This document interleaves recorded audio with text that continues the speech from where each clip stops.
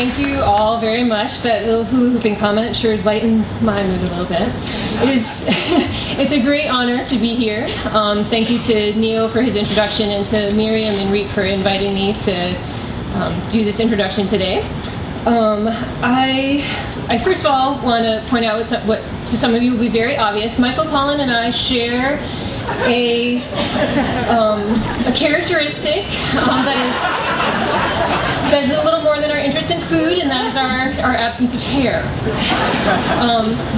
And I wanted to make clear that I did not shave my head today in imitation of Michael Pollan, but rather I was born without hair, and it is a simple and harmless quirk of my genetic makeup.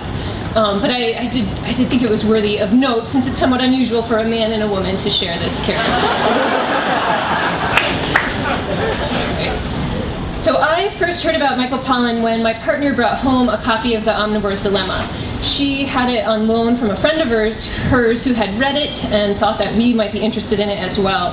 And I must admit that when I heard the title, I thought that it was going to be a book about the question of whether or not to eat meat.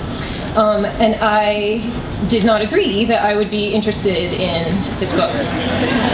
I became vegetarian when I was 16 years old, and I spent much of my college years and beyond examining the whys and wherefores of a flesh-free diet.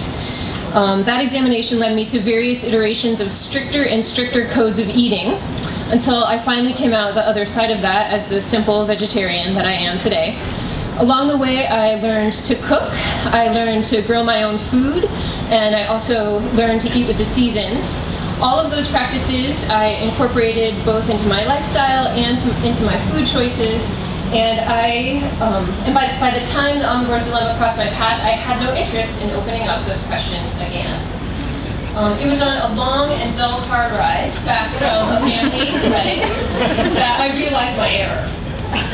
My partner is one of those lucky people who can read in a car, and it just so happened that this trip coincided with her progress through the first chapter of The Omnivore's Dilemma, which is the chapter on industrial corn.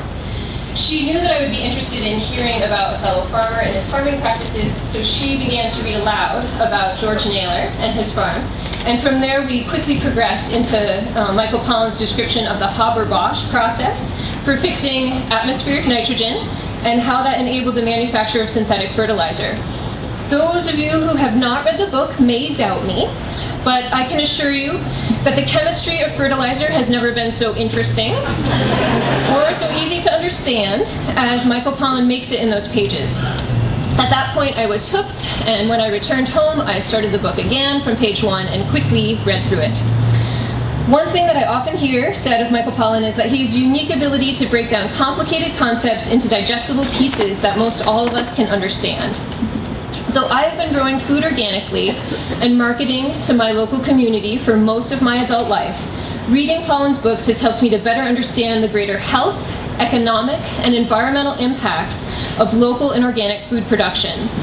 Further, he has helped me to more clearly convey the importance of that work to the hundreds of students, interns, volunteers, and eaters who come to Troy Gardens every year. It turns out that there is much more to our dilemma as omnivores than the question of meat or no meat. Another thing that Michael Pollan has done through his writing and speaking is to help popularize a discussion of our food systems to the point that it is increasingly difficult to find even a child that does not know what is meant by organic food. We have many school tours that visit Troy Gardens each year, and often I ask them, as part of my introduction to the farm, what they know about organic food, and they usually know much more than I expect them to. As farmers markets grow throughout our country, both in number and in size, as CSAs, especially here in Madison, fill their memberships earlier and earlier in the year, and as we eaters look more and more carefully for signs in our grocery stores telling us where our food was grown, we as a community of eaters are developing a deeper understanding of local, small-scale, and organic agriculture. Further, we are beginning to understand and value the humble profession of farmer in a way that we have not for a very long time. I want to thank Michael Pollan for helping me as a farmer to better understand how the work that I do fits in with the big picture of food in our country, and for giving me tools to more fully participate in this discussion about our physical health and the health of our food systems. Michael Pollan is the Knight Professor of Journalism at UC Berkeley's Graduate School of Journalism and the Director of the Knight Program in Science and Environmental Journalism. He has written 5 books, including most recently In Defense of Food. His articles and essays appear in numerous anthologies and magazines, including the New York Times Magazine, Harper's, Mother Jones, and many others. He is also a highly sought-after and decidedly skilled public speaker.